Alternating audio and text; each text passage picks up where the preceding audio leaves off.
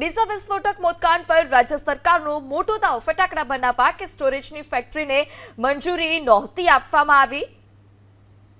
ઋષિકેશ પટેલે આ પ્રકારની માહિતી આપી છે। ફેક્ટરીમાં ગેરકાયદે રીતે ફટાકડાનો સામાન લવાયો હતો।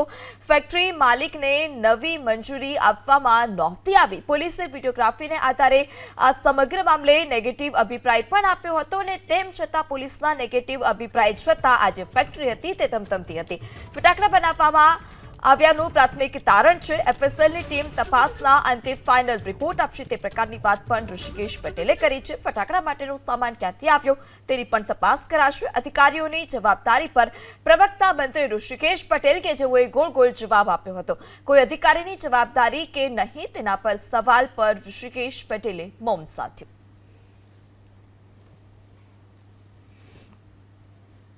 31/12/2024 રોજ સ્ટોરેજ કરવાની અને મંજૂરી માગી હતી। પહેલાં 3 કે 4 વર્ષ 21 થી 24 સુધીમાં 31/12/24 સુધી એની પાસે સ્ટોરેજની મંજૂરી હતી, પરંતુ જ્યારે એને ફરીથી આ મંજૂરી એક્સપાયર થતાં નવી માગી એ વખતે કોઈપણ તબક્કે કોઈ સકારાત્મક એટલે કે પોઝિટિવ અભિપ્રાય એ બાબતનો આપવામાં સ્ટોરેજ માટે પણ નહોતો આપ્યો।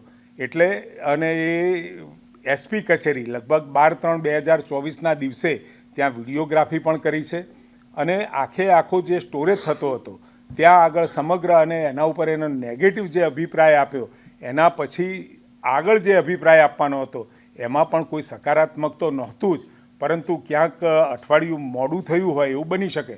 પરંતુ આખી આ કેસની અંદર ના તો સ્ટોરેજની એની પાસે પરમિશન હતી, ના તો જે ફટાકડા બનાવવાની પરમિશનનો તો વિષય પણ નહોતો, પરંતુ જે છેલ્લા 15-17 દિવસની અંદર જે આખી જે ઘટના આપણને જોવા મળે છે એટલે એને ગેરકાયદેસર રીતે બિલકુલ તંત્રની જાણ બહાર ત્યાં માલ પણ ત્યાં ઉતાર્યો।